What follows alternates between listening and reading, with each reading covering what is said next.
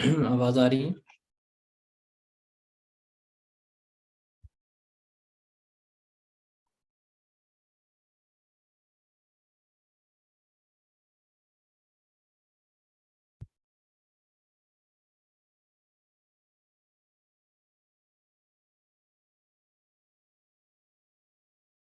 ठीक है जी, शुरू कर। लास्ट में हम रेजिडेंशियल स्टेटस डिस्कस कर रहे थे। हमने इंडिविजुअल का, सॉरी, हमने कंपनी का और एओपी का जो स्टेटस था वो हमने कंप्लीट कर लिया था। Now let's move towards individual. अब हमें कंपनी के बारे में तो पता है, कंपनी रेजिडेंट कब ट्रेड होगी कब ट्रेड नहीं होगी, we know about that thing. हमें एओपी का ही पता है कि when they are going to be resident and when they are not going to be resident, उसके बारे में भी हमने सारा डिस्कस आउट कर लिया। अब हम देखते हैं इंडिविजुअल्स के बारे में, मतलब आप लोग हो गए, मैं हो गया, हम कब रेजिडेंट ट्रेड होंगे, इनके बारे में भी हमने डिस्कस करना है। इनके बारे में हमने बात करनी है कि when these individuals are treated to be resident, इन्हें हम तब रेजिडेंट वगैरह ट्रीट कर रहे होते हैं। अब इंडिविजुअल के लिए ना सबसे पहले आपने देखना है कि अगर कोई भी इंडिविजुअल गवर्नमेंट एम्प्लॉय है, कोई भी इंडिविजुअल गवर्नमेंट एम्प्लॉय है, वो हमेशा क्या रहेगा, रेजिडेंट ही रहेगा। गवर्नमेंट इंडिविजुअल कभी भी नॉन रेजिडेंट ट्रेड नहीं हो सकता। गवर्नमेंट इंडिविजुअल हमेशा रेजिडेंट ही ट्रीट होते हैं। एक सरकारी मुलाजिम है, उसकी पोस्टिंग हो गई है, वो बेल्जियम में रह रहा है, जिधर मर्जी रह रहा है, 10 साल से वहां रह रहा है, पाकिस्तान नहीं आता, बट वो चूंकि हमारी गवर्नमेंट का मुलाजिम है तो वो हमेशा क्या ट्रीट होगा, वो हमेशा रेजिडेंट ही ट्रीट हो रहा होगा। तो ये तो बड़ा सिंपल सा है कि एम्प्लॉयज हमेशा रेजिडेंट है। अब अदर देन गवर्नमेंट एम्प्लॉयज जो हैं, मतलब आम लोग, उनके लिए क्या क्राइटेरिया है?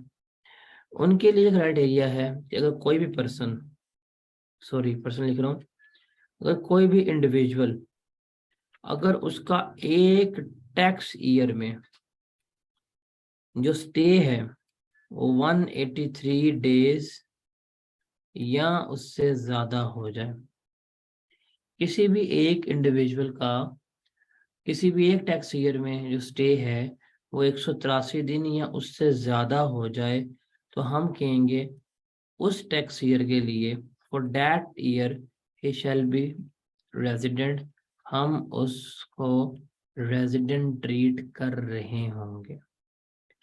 जस्ट टेक एन एग्जांपल, एक टैक्स ईयर है हमारे पास जो शुरू हुआ 1 जुलाई 2022 को, ख़त्म होगा 30 जून 2023 को। ये हमारे पास क्या है, ये हमारे पास एक टैक्स ईयर मौजूद है। एक मिस्टर ए है, वो पाकिस्तान नहीं था, पाकिस्तान से बाहर बैठा हुआ था। वो पाकिस्तान वापस आता है 1 फरवरी 2023 को। बताएं जी, क्या ये टैक्स ईयर 2023 के लिए मिस्टर ए रेजिडेंट है कि नॉन रेजिडेंट है? बताएं जरा। अब इसको देखने के लिए बड़ा सिंपल सा क्राइटेरिया है, आपने डेज काउंट करने हैं ईयर एंड तक के, हमेशा जब इसका ईयर एंड होगा उस तक के डेज काउंट करने हैं। अब ये फेब में आया है, देखें फेब के 28 दिन हो गए, मार्च 31, अप्रैल 30, मई 31, जून 30। 30 जून को जो हमारा ईयर एंड हो जाएगा तो हमने ईयर एंड तक ही काउंट करने होते हैं। कितना बनेगा ये? 150। अब इसका जो स्टे है वो 150 डेज बन रहा है, इट मीन्स ये लेस देन 183 है, तो हम इसे क्या कहेंगे, ये भाई साहब नॉन रेजिडेंट है, ये नॉन रेजिडेंट ट्रीट हो रहे होंगे। एक और बंदा पकड़ लेते हैं, मिस्टर बी। ये पाकिस्तान आया यकम, सॉरी, ये पाकिस्तान आया 19 जनवरी 2023 को, और पाकिस्तान छोड़ के गया 16 अगस्त 2023 में। टैक्स ईयर 2023 के लिए बताओ, क्या ये बंदा रेजिडेंट है या क्या ये बंदा नॉन रेजिडेंट है? जल्दी से। टैक्स ईयर 2023 के लिए क्या ये बंदा रेजिडेंट है या ये बंदा नॉन रेजिडेंट है? बताएं जरा।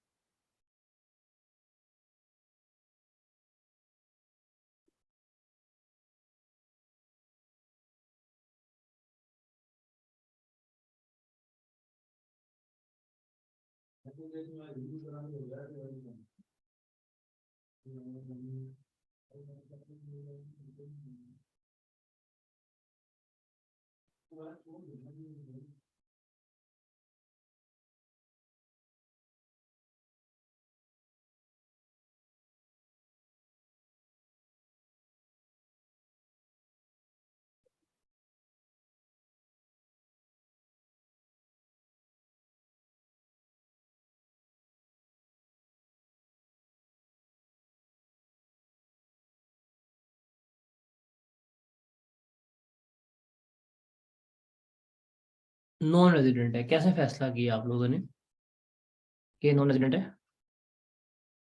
Simple is that. अब आप देखें, ये आया था 19 को। जनवरी में कितने दिन बनते हैं?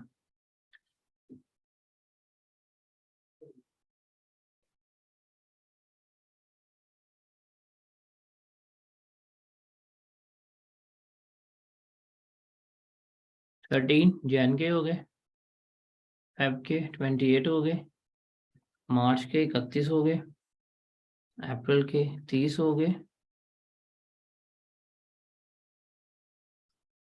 मई के भी 31 हो गए, जून के 30 हो गए, जुलाई के 31 हो गए, और अगस्त के कितने हुए?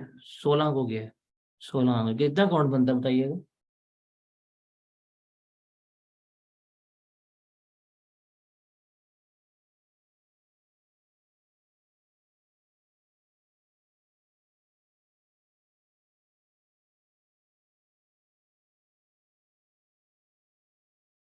टू 10। तो ये रेजिडेंट तो हो रहा है आपके सामने। आप लोग कैसे कह सकते हैं कि रेजिडेंट नहीं है? 183 डेज काउंट करने होते हैं, इसके तो 210 दिन बन रहे हैं।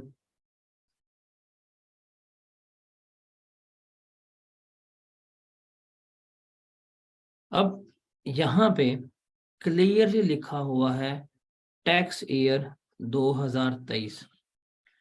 टैक्स ईयर 2023 का मतलब है कि ये टैक्स ईयर यहाँ पे एंड हो जाएगा। हमने सिर्फ इस डे तक ही काउंट करने हैं। ये जो 2 महीने हैं ये इस टैक्स ईयर में फॉल नहीं कर रहे, बल्कि ये तो टैक्स ईयर 2024 में फॉल कर रहे हैं। ऐसे ही है, ये टैक्स ईयर 2024 में फॉल कर रहे हैं। तो हमारी रिक्वायरमेंट है 2023 के लिए। तो इसके कितने डेज बन रहे हैं 23 में? 163। तो इसलिए हम कहेंगे कि टैक्स ईयर 2023 में चूंकि इसके डेज 163 थे, तो हम क्या कहेंगे? ये बंदा जो है ये नॉन रेजिडेंट है, हम इसको नॉन रेजिडेंट ट्रीट कर रहे होंगे। Got it?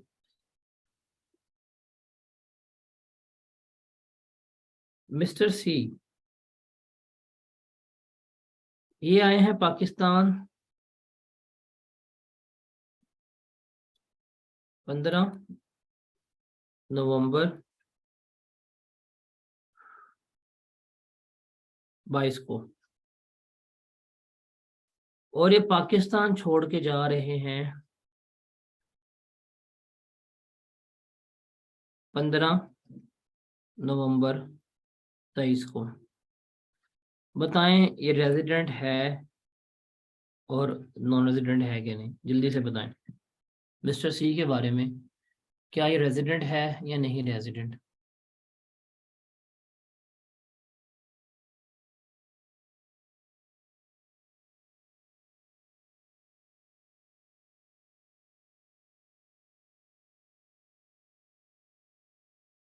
रेजिडेंट है कि नहीं है रेजिडेंट?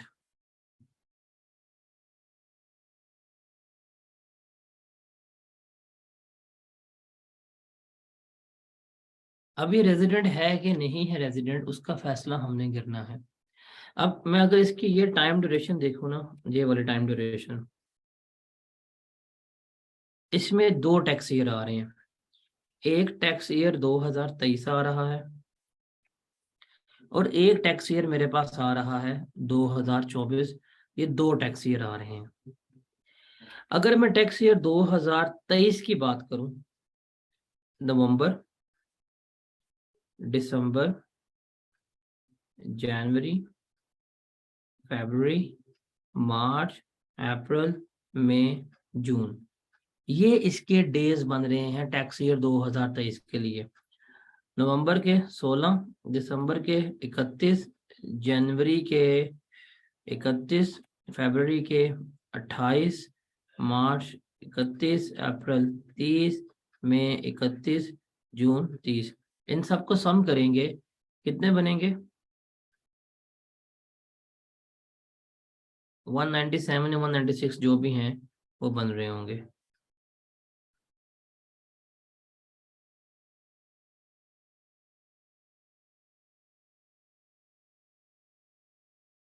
कितने दिन बन रहे हैं इसके?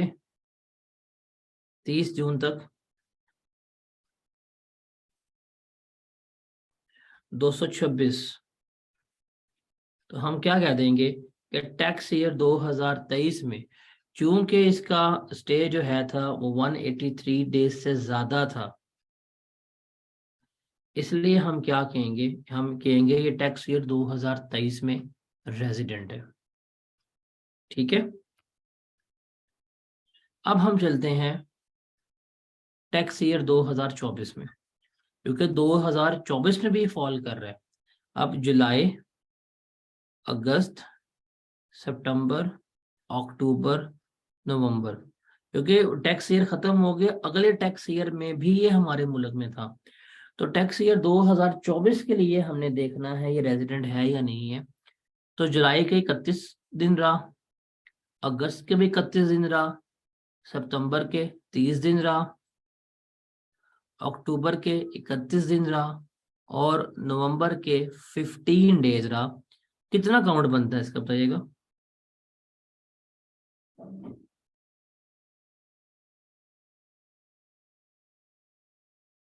138 डेज। अब चूंकि टैक्स ईयर 2024 में इसका स्टे 183 डेज से कम है, तो हम क्या कहेंगे कि टैक्स ईयर 2024 में ये भाई साहब नॉन रेजिडेंट हो गए हैं और टैक्स ईयर 2023 में ये भाई साहब क्या ट्रीट हो रहे हैं, ये भाई साहब जो हैं वो रेजिडेंट ट्रीट हो रहे हैं। तो ये जो एग्जांपल है ये आपके सामने लिखी हुई है कि कोई भी इंडिविजुअल किसी भी टैक्स ईयर में रेजिडेंट भी हो जाता है, कोई भी इंडिविजुअल किसी भी टैक्स ईयर में नॉन रेजिडेंट भी हो जाते हैं। अगर किसी भी टैक्स ईयर में आपका डे काउंट 183 डेज या उससे ज्यादा का हो रहा है, then you will be treated as a resident individual. अगर किसी भी टैक्स ईयर में आपका डे काउंट जो है वो 183 डेज से कम है, तो हम आपको क्या ट्रीट करेंगे? हम आपको नॉन रेजिडेंट ट्रीट कर रहे होंगे। Is that clear? इंडिविजुअल का रेजिडेंशियल स्टेटस क्लियर है, इसमें कोई किसी किसी को अब प्रॉब्लम?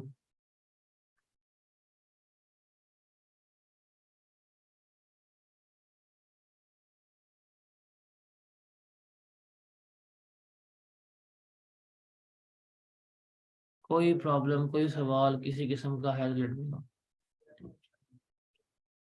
अब यहाँ पे ना जो एडिशन है एक और छोटी सी है कि अगर कोई भी पाकिस्तानी, याद रखना कि कोई भी पाकिस्तानी जिसके पास पाकिस्तान का आईडी कार्ड है, अगर किसी भी कंट्री में, किसी भी मुल्क में अगर उसका स्टे 183 डेज से कम है, मतलब पाकिस्तान में भी नहीं रह रहा और बाकी भी किसी मुल्क में भी उसका किसी टैक्स ईयर में 183 डेज नहीं बैठता, कहीं पे 2 माह, कहीं पे 3 माह, मतलब किसी भी मुल्क में वो टिक के 183 डेज नहीं बैठ रहा, तो ऐसे पाकिस्तानी को हम कहेंगे भाई जो किसी का नहीं वो हमारा है, हम उसको भी क्या करेंगे, रेजिडेंट ट्रीट कर लेंगे। यहाँ बड़ा सिंपल सा है, एक पाकिस्तानी जिसके पाकिस्तान में 183 डेज का स्टे पूरा नहीं हो रहा, और दूसरे ममालिक में भी जहां वो रह रहा है वहां पे भी उसका 183 डेज का स्टे पूरा नहीं हो रहा, अगर कहीं भी वो टिक के नहीं बैठ रहा, तो हम उस बंदे को भी क्या ट्रीट करेंगे, हम उस बंदे को भी रेजिडेंट इंडिविजुअल ट्रीट कर रहे होंगे। तो ये रूल है हमारा कि इंडिविजुअल कब रेजिडेंट होता है। अब जो स्क्रीन के ऊपर अंग्रेजी लिखी हुई है इसको पढ़ लें, इसमें कोई क्वेश्चन वगैरह है तो बताएं, वरना हम आगे चलें फिर।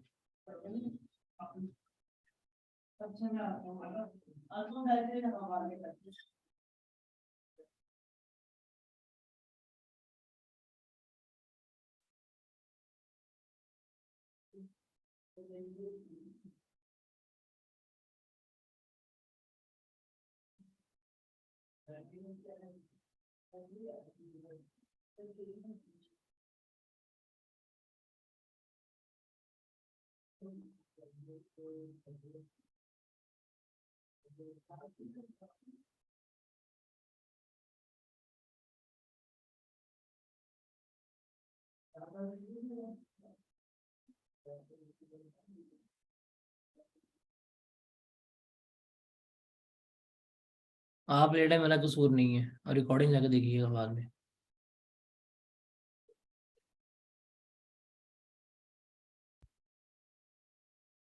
इसको भी रीड करें जरा, बताएं इसमें कोई प्रॉब्लम है, ये भी हमने बात कर ली हुई है।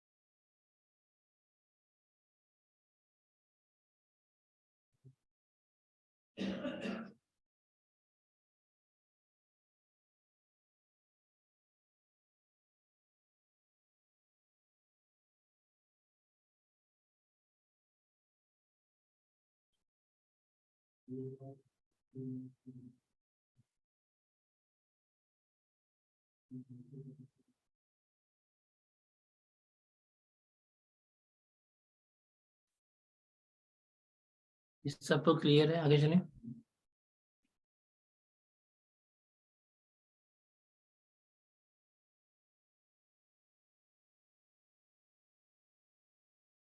अब एक क्वेश्चन इसमें आता है, ये जो हमें सारी डेज काउंट कर रहे थे, इसमें डेज काउंट में कौन कौन से डेज शामिल होंगे, मतलब किस किस डे को हमने काउंटिंग का पार्ट बनाना है, किस किस डे को हमने काउंटिंग का पार्ट नहीं बनाना, इसको देखना है। तो सिंपल सी बात है कि डेज काउंट में क्या कुछ आएगा, जो उसका डे ऑफ अराइवल होगा उसको भी हम काउंट करेंगे, मतलब जिस दिन वो पाकिस्तान से आएगा वो डे भी काउंट किया जाएगा। सिमिलरली जो उसका डे ऑफ डिपार्चर होगा, जिस दिन वो पाकिस्तान छोड़ के जाएगा, वो भी हम काउंट करेंगे। इवन जो पार्ट ऑफ डे है वो भी हम क्या करेंगे, वो काउंट करेंगे। एक बंदा सुबह आता है पाकिस्तान, शाम को चला जाता है मीटिंग करके, वो पार्ट ऑफ डे जो है वो भी काउंट किया जाएगा। इसके अलावा अगर वो पाकिस्तान आता है वोकेशन के लिए, ट्रैवलिंग के लिए, ये सारे दिन भी काउंट होंगे। अगर पाकिस्तान आता है किसी डिजास्टर में फंस जाता है, बीमार हो जाता है, यहाँ पे वो भी डिस्काउंट होंगे।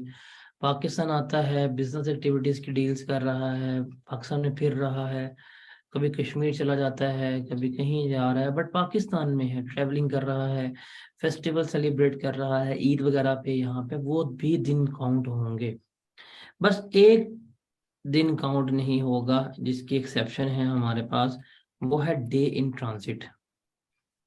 जो डे इन ट्रांजिट है ना, वो कभी भी काउंट नहीं होगा। एग्जाम्पल, आपकी फ्लाइट थी, उड़नी थी श्रीलंका से, जानी थी आपकी इस्तांबुल, मौसम खराब हो गया, आपके प्लेन को 1-2 घंटे के लिए लाहौर में लैंड करना पड़ गया, 6 घंटे के लिए लैंड करना पड़ गया, धुंध पड़ी हुई थी। तो ये जो इन ट्रांजिट,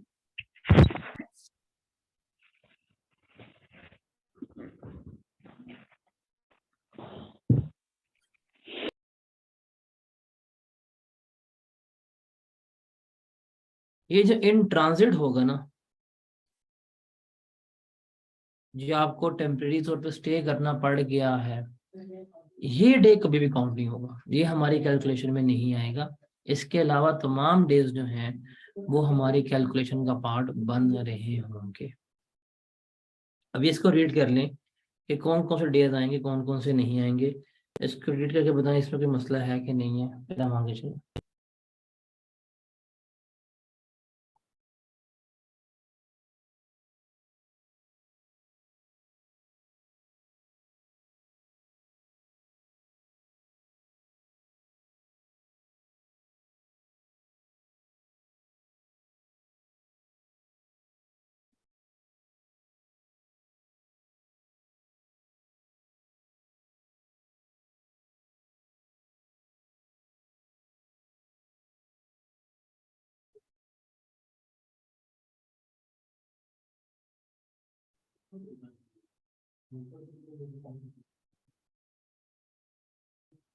सिर्फ ये रीड करना है आपने, ये और ये, और इनको रट्टा मारने की जरूरत नहीं है, बस समझ आ गई है, that is sufficient for you. Section, rule, references कुछ याद नहीं रखना।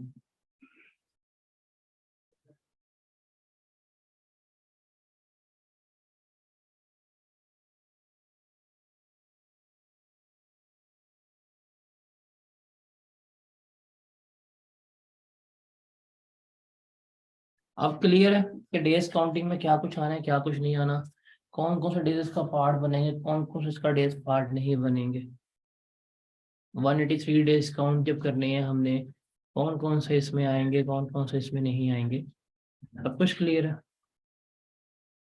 तो यहाँ पे हमारा इंडिविजुअल का भी रेजिडेंशियल स्टेटस जो है वो कंप्लीट होता है।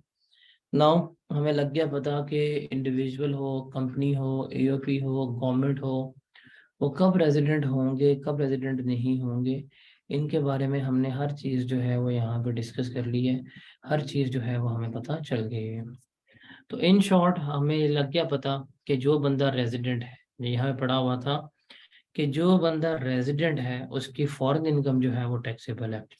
और अब कहीं पे भी लिखा हो रेजिडेंट पर्सन, इसका मतलब समझ आ जाएगा आप लोगों को। और पर्सन से मुराद इंडिविजुअल, कंपनी, एओपी, ये कब रेजिडेंट होंगे, कब रेजिडेंट नहीं होंगे, ये सब कुछ चलेगा पता आपको।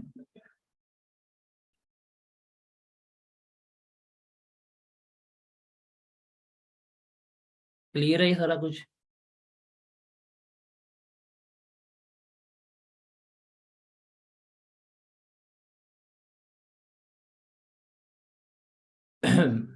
चलें अब हम चलते हैं आगे, हम इसके अब एक्सेप्शंस देखें थोड़ी सी। चलें ये हम कर रहे थे, ज़रा मुझे बताएं आप इसका, इसका और इन तीनों का बताएं आंसर कि कौन कौन रेजिडेंट है, कौन कौन रेजिडेंट नहीं है। जल्दी से 1, 3 और 5। 1, 3 और 5 में बताएं रेजिडेंट है कि नहीं है।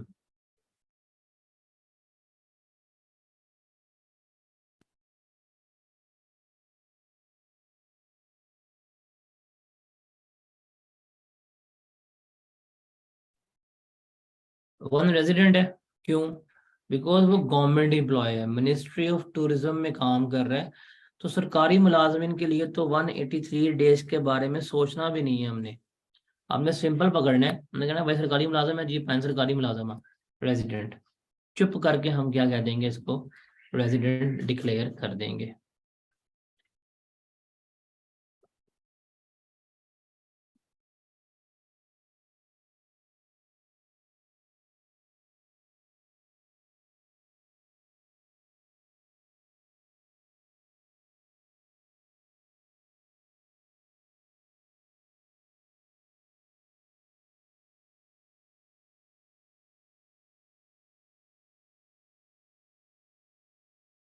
सेकंड में देखिए, वो यकम फरवरी को आया और हमारा ईयर एंड है टैक्स ईयर 21, तो हमने 30 जून 21 तक काउंट करना है। तो मेरे ख्याल से तो मुझे साफ चल रहा है पता, इसका 183 डेज से कम ही स्टे बन रहा है। तो हम इसे क्या ट्रीट करेंगे, हम इसको नॉन रेजिडेंट ही ट्रीट करेंगे। और तीसरे में है मिस्टर सलमान, एक प्रॉपर्टी डीलर है अमेरिका में। पाकिस्तान यकम फरवरी 2020 को आया, 2 अगस्त 2020 तक पाकिस्तान में रहा। उसके बाद बाकी रिमेनिंग जो है थे वो, सॉरी, वो 2 अगस्त 2020 तक पाकिस्तान में रहा। इसमें 30 जून 2020 तक वो पेशावर में रहा, और बाद में अपनी रवानगी तक वो एक क्वेटा में रहा। Assume that commissioner has granted his permission to use calendar year as special tax year। बताएं जी, क्या रेजिडेंट है या नहीं है। अब यहाँ पे साफ साफ लिखा हुआ है उसने कि कैलेंडर ईयर यूज करना आपने।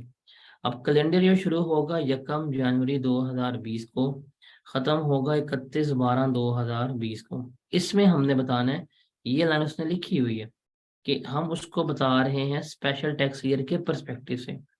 अब वो कब आया है, 1 फरवरी को। तो भाई फेब का पूरा महीना, मार्च, अप्रैल, मई, जून, जुलाई और अगस्त।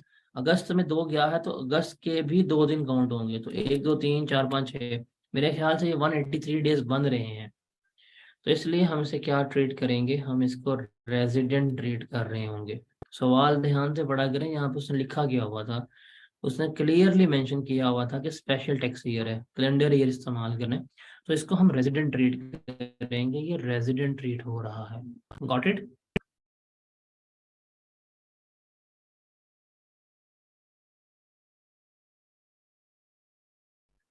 चलिए, अभी तक हमने पढ़ा नॉर्मल रूल। ये नॉर्मल रूल क्या था कि जो रेजिडेंट है उसकी फॉरेन इनकम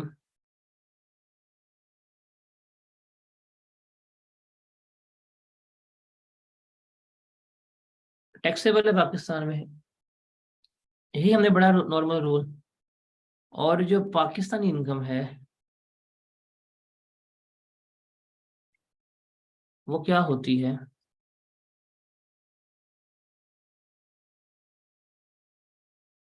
वो हमेशा टैक्सेबल होती है। ये हमने पढ़ा नॉर्मल रूल।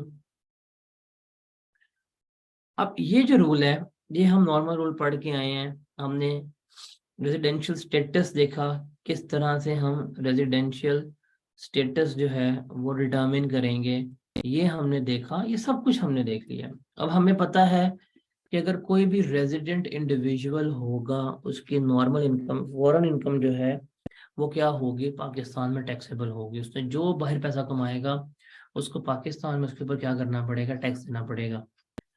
इस नॉर्मल रूल की ना ये एक्सेप्शन है।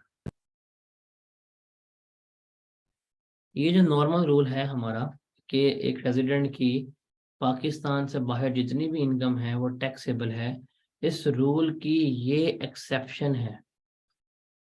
क्या? कि इन 4 सिनेरियोज में हम देखेंगे कि बंदा रेजिडेंट है, बंदे के पास फॉरेन इनकम भी है, बट हम उसके ऊपर कोई किसी किस्म का टैक्स नहीं लगा रहे। ये 4 सिनेरियोज हैं ऐसे जिसमें हम बात करेंगे। अब हम उसको देखते हैं वन बाय वन। अब हम क्या बात करने लगे हैं कि एक पर्सन है, उसके पास फॉरेन इनकम भी है, वो रेजिडेंट भी है, बट हम उसकी फॉरेन इनकम के ऊपर टैक्स नहीं लगा रहे। इसको जरा हम देखते हैं। सबसे पहले हम बात करते हैं टैक्स ट्रीटी की। ट्रीटी कहते हैं एग्रीमेंट्स ऑफ गवर्नमेंट्स, कि जब दो मुल्कों का आपस में एग्रीमेंट हो जाए उसे हम क्या कहते हैं, ट्रीटी कह रहे होते हैं। अब टैक्स ट्रीटी क्या है कि दो कंट्रीज हैं, कंट्री ए है और कंट्री बी है। इन दोनों ने आपस में एग्रीमेंट कर दिया कि हमारे मुल्क की इनकम अगर कोई कमा कर तुम्हारे मुल्क में आए, तुम उसमें टैक्स नहीं लोगे। इसने इससे एग्रीमेंट कर लिया कि कोई मेरी इनकम तुम्हारे मुल्क में कमा के आएगा तो उसके ऊपर टैक्स नहीं लिया जाएगा। अगर इस तरह का एग्रीमेंट हो गया है, इस तरह का ट्रीटी साइन हो गया है जिसमें कंट्रीज की इनकम के ऊपर टैक्स लग ही नहीं रहा, माफ कर दिया कि ना तुम्हारी इनकम हमारे मुल्क में टैक्सेबल है, ना हमारी इनकम तुम्हारे मुल्क में टैक्सेबल है। अब आप खुद बताओ, एक बंदा पाकिस्तान में बैठा हुआ है और पाकिस्तान का एग्रीमेंट है यूएई के साथ कि जो बंदा यूएई से पैसे कमा के आएगा उसके ऊपर टैक्स नहीं मिलेगा। अब वो गवर्नमेंट का एग्रीमेंट है। अब एक बंदा यूएई से पैसे कमा के आ भी गया है तो उसके ऊपर टैक्स नहीं लिया जाएगा, बिकॉज एग्रीमेंट साइंड है। अब रेजिडेंट भी है वो बंदा, उसके पास फॉरेन इनकम भी है, लेकिन स्टिल हम उसके ऊपर टैक्स नहीं ले रहे। क्यों? बिकॉज हमारा जो टैक्स ट्रीटी है वो क्या हुआ है, साइन हुआ हुआ है। वो हमने क्या लिखा हुआ है, लिख के दिया हुआ है। Is that clear? पहला तो आता है हमारे पास टैक्स ट्रीटी। टैक्स ट्रीटी में क्या है कि गवर्नमेंट का एग्रीमेंट है और गवर्नमेंट ने एक दूसरे मुल्क की इनकम के ऊपर टैक्स माफ कर दिया। जब गवर्नमेंट ने ही एक दूसरे के मुल्क की इनकम के ऊपर टैक्स माफ कर दिया है तो आपके पास अगर उस मुल्क की इनकम होगी भी तो उसके ऊपर टैक्स नहीं लगेगा। Got it? ये क्लियर है?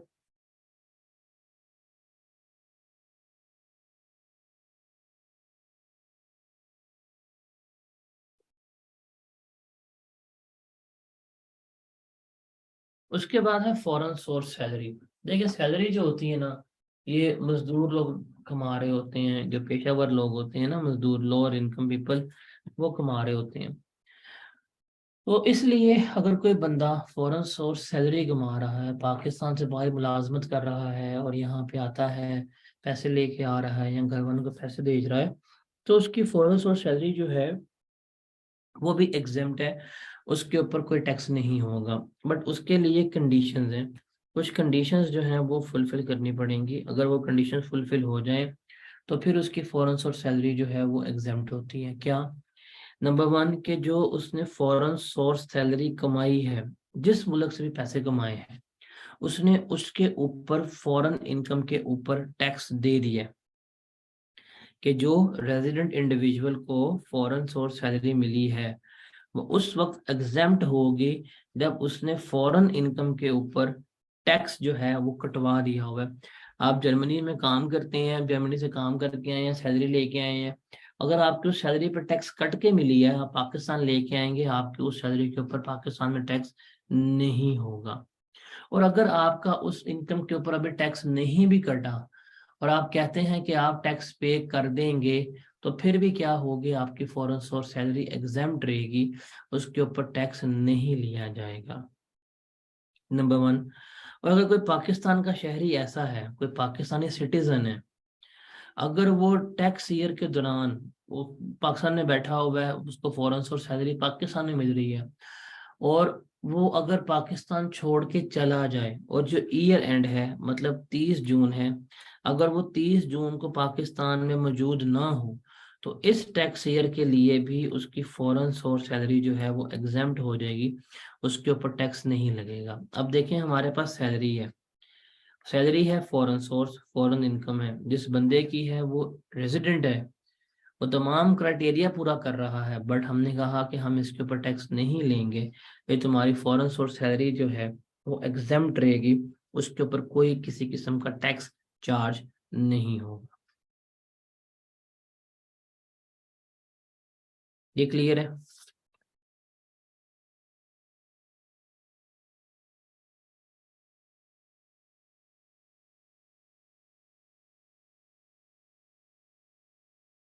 तीसरा इसमें सिनेरियो है, वो है शॉर्ट टर्म रेजिडेंट का।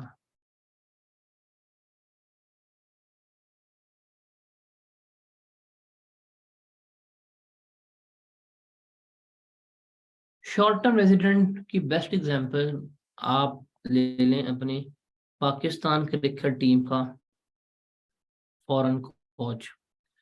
इस वक्त आपकी क्रिकेट टीम का बॉलिंग कोच जो है वो शॉन टेट है। क्या वो पाकिस्तानी है? आंसर इज नो, ऑस्ट्रेलियन है। पाकिस्तान में आया है, पाकिस्तान में काम कर रहा है, इसका मतलब जॉब कर रहा है। जिसको कोचिंग की असाइनमेंट दी हुई है वो उसकी नौकरी का पार्ट है ना, वो जॉब कर रहा है पीसीबी की। अब जो ये फॉरेन कोच है, ये पाकिस्तान में बैठा हुआ है, क्या ये सिर्फ पाकिस्तान से पैसे कमा रहा है? क्या बैकएंड पे ऑस्ट्रेलिया में ये कोई पैसे नहीं कमा रहा होगा? ऐसा कोई बिजनेस वगैरह वहां पे नहीं होगा? होगा।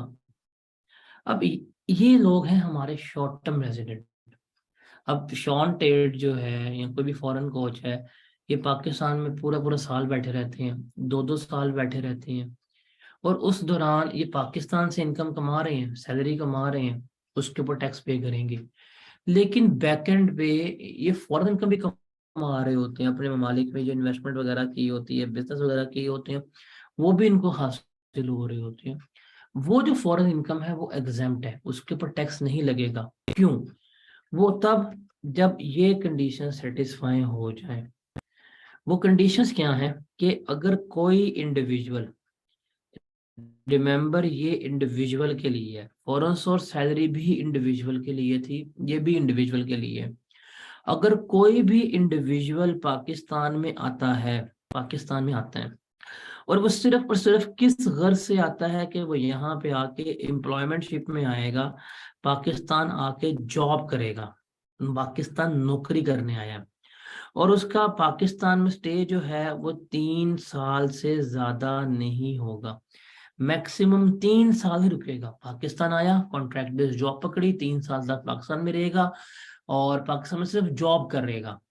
अगर ये दो कंडीशंस फुलफिल हो रही हैं तो हम उसे कहेंगे कि तुम शॉर्ट टर्म रेजिडेंट ट्रीट होते हो, वक्ती तौर के लिए हम तुम्हें रेजिडेंट ट्रीट कर रहे हैं।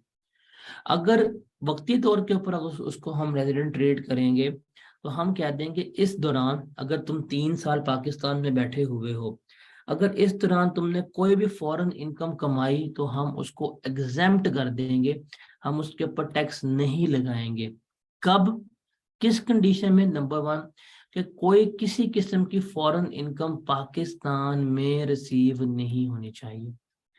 बैठो पाकिस्तान में, नौकरी करो, जो मर्जी करो, बैक एंड पे अगर तुम्हारा ऑस्ट्रेलिया में कोई बेकरी है, उसके पैसे तुमने पाकिस्तान में रिसीव नहीं करने, उस अकाउंट में रिसीव करो, वो वहां रखे, पाकिस्तान में तुम्हारे कोई किसी किस्म के पैसे नहीं आने चाहिए। नंबर टू, इस दौरान जब तुम पाकिस्तान में रहोगे तुम कोई किसी किस्म का बिजनेस भी नहीं करोगे, जॉब के लिए आए हो, सिर्फ सोलली एम्प्लॉयमेंट अगर से बैठोगे, सिर्फ जॉब ही करोगे, तुम्हारा स्टे 3 साल तक रहेगा, तुम कोई बिजनेस नहीं करोगे, तुम कोई फॉरेन इनकम पाकिस्तान में रिसीव नहीं करोगे, वसूल नहीं करोगे। अगर तुम इन तमाम कंडीशंस को फुलफिल कर देते हो तो हम तुम्हें क्या कंसीडर कर लेंगे? शॉर्ट टर्म रेजिडेंट कंसीडर कर देंगे। अब तुम 3 साल तक यहाँ बैठे हुए, तुम हर साल फॉरेन इनकम भी कमा रहे हो, लेकिन हम उसके ऊपर कोई किसी किस्म का टैक्स नहीं ले रहे। इसे हम क्या कहते हैं? इसे हम शॉर्ट टर्म रेजिडेंट कह रहे होते हैं। Is that clear?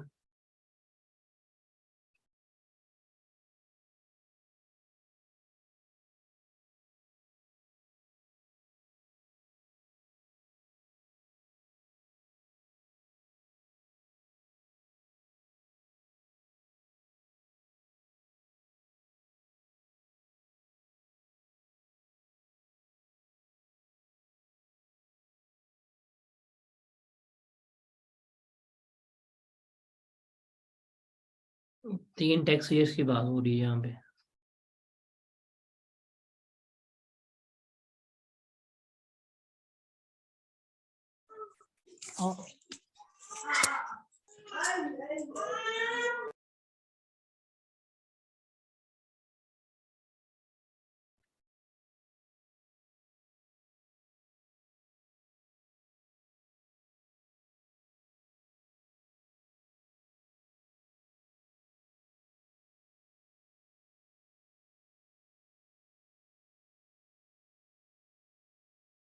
अब उसके बाद आखिरी हमारे पास सिनेरियो है, दैट इज रिटर्निंग एक्सपैट्रिएट। अगर उसके पाकिस्तानी अकाउंट में कोई भी फॉरेन इनकम रिसीव हो जाएगी तो वो टैक्सेबल होगी, उसके ऊपर उसको टैक्स पे करना पड़ेगा।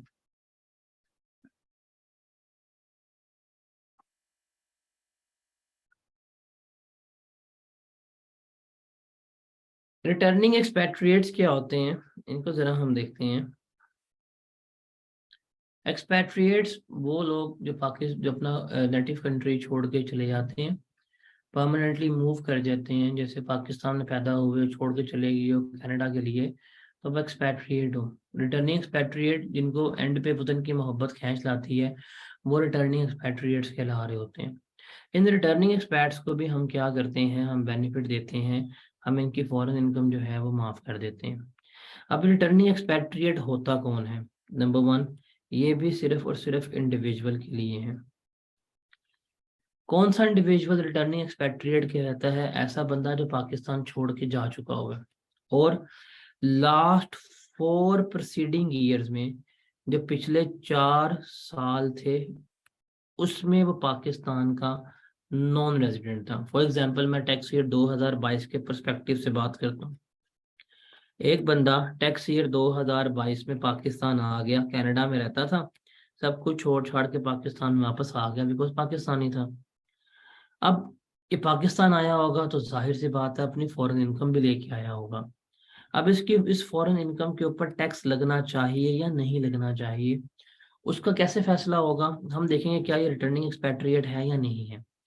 उसको रिटर्निंग एक्सपैट्रिएट बनाने के लिए हम देखेंगे जिस साल वो पाकिस्तान आया है उससे प्रीवियस 4 ईयर्स में, मतलब 21, 20, 19, 18, इन 4 सालों में ये बंदा पाकिस्तान का नॉन रेजिडेंट होना चाहिए।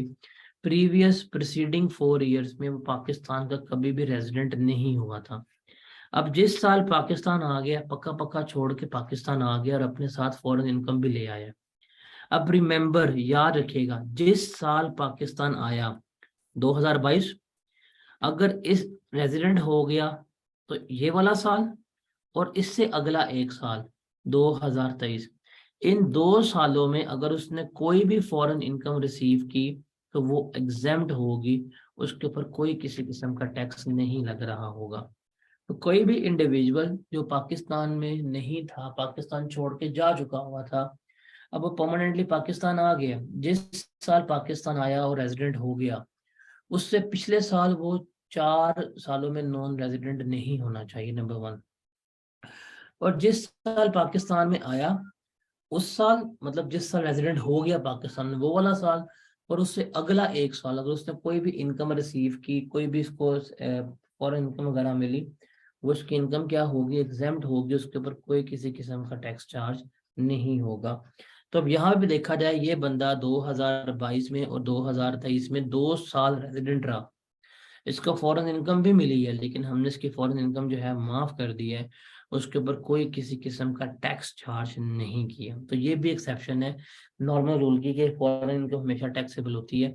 इस केस में फॉरेन इनकम जो है वो हमारे टैक्सेबल नहीं है। तो इसको रीड आउट कर लें, ये है रिटर्निंग एक्सपेक्टेड। इसमें कोई सवाल है तो बताएं।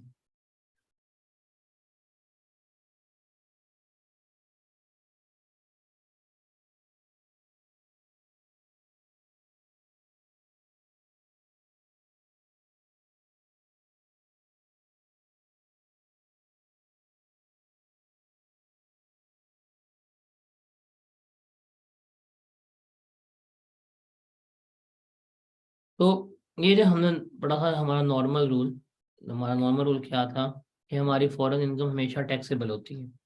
बट हमने यहाँ पे वेरीफाई कर लिया कि ये 4 सिनेरियो ऐसे हैं जिसमें हम रेजिडेंट भी हैं, हमारे पास फॉरेन इनकम भी है, बट वो इनकम हमारी एग्जाम्प्ट है, उसके ऊपर कोई किसी किस्म का हम टैक्स चार्ज नहीं कर रहे।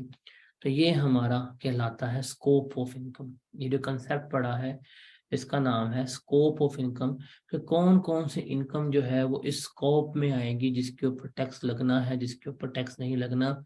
और ये हमने बात की है फ्यूचर के पर्सपेक्टिव से, और ये हमने बात की है फॉरेन इनकम के पर्सपेक्टिव से, कि कौन कौन सी फॉरेन इनकम जो है वो किन किन सिनेरियो में टैक्सेबल होती है। बिकॉज नॉर्मल रूल तो है हर रेजिडेंट की फॉरेन इनकम टैक्सेबल है, बट उस रूल की ये हमने एक्सेप्शंस देख ली हैं। आप रेजिडेंट भी हैं, फॉरेन इनकम भी है, बट आपकी वो इनकम टैक्सेबल नहीं है। Got it?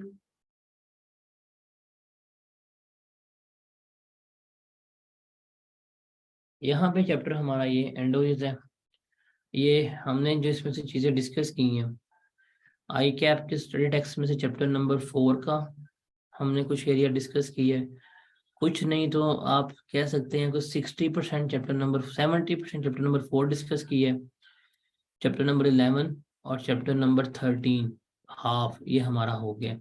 तो आपको लगता है आपने एक चैप्टर किए हैं, बट आप इस एक चैप्टर में 3 चैप्टर के कंटेंट्स जो हैं वो कर चुके हैं।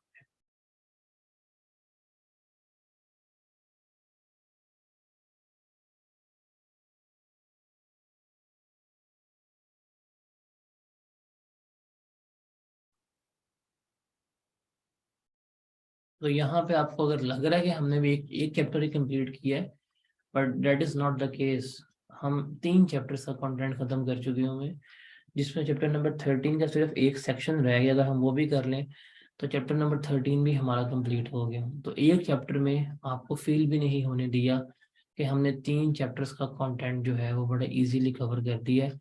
एंड आई बिलीव डैट कि जो बच्चा फर्स्ट टाइम भी पढ़ रहा होगा उसको ये फीलर नहीं आया होगा कि वो 3 चैप्टर्स करके बैठ गया एक चैप्टर के अंदर। तो यहाँ पे हम इसको वाइंड अप करते हैं। कल हम इसके आगे मूव करेंगे। प्रोबेबली यहाँ तो मैं इसके पास्ट पेपर्स जो हैं वो मैं रिकॉर्डेड फॉर्म में आपके LMS के ऊपर अपलोड करवा दूंगा। अगर ना करवा पाया तो कल इसके पास्ट पेपर करके फिर हम नेक्स्ट चैप्टर पे मूव कर जाएंगे। अगर इसके पास्ट पेपर रिकॉर्डेड फॉर्म में अपलोड हो गए तो फिर हम कल प्रोबेबली नेक्स्ट चैप्टर अपना स्टार्ट कर रहे हैं।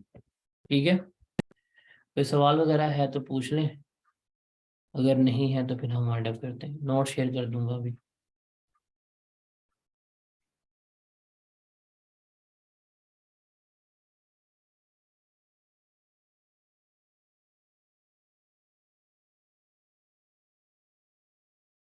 कोई सवाल है तो बताएं, अदरवाइज मैं इसको वाइंड अप करता हूँ।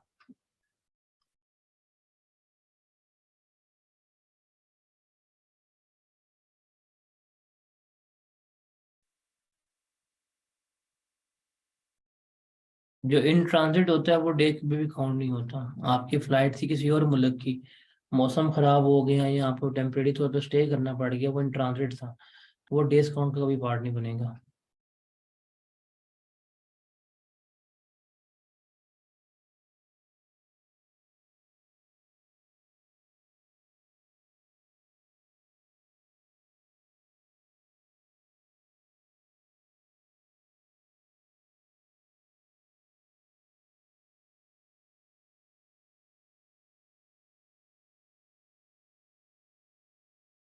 आपकी फ्लाइट किसी दूसरे कंट्री में जानी थी, आपको टेम्परेरी तौर पर स्टे करना पड़ गया यहाँ पे, तो वो इन ट्रांजिट था आपको, वो काउंट नहीं होता कभी भी। उसके अलावा तकरीबन हर डे काउंट होता है। जिस दिन आप पाकिस्तान में आए वो भी काउंट होगा, जिस दिन पाकिस्तान से गए डिपार्चर हुआ वो भी काउंट होगा, आपका हर एक डे काउंट होगा।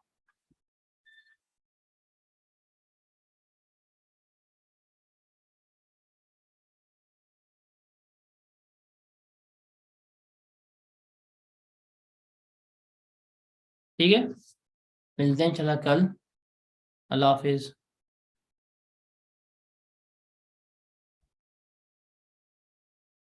पाकिस्तान सिटीजनशिप का इन ट्रांजिट के साथ कोई भी चीज़ ऐसा नहीं है लिंक। सिटीजनशिप सिर्फ वहां पे वैलिड होती है अगर आप किसी भी मुल्क के रेजिडेंट नहीं है और पाकिस्तानी शहरी हैं तो आप हमारे रेजिडेंट हैं। उसके अलावा सिटीजनशिप कहीं भी मैटर नहीं करती।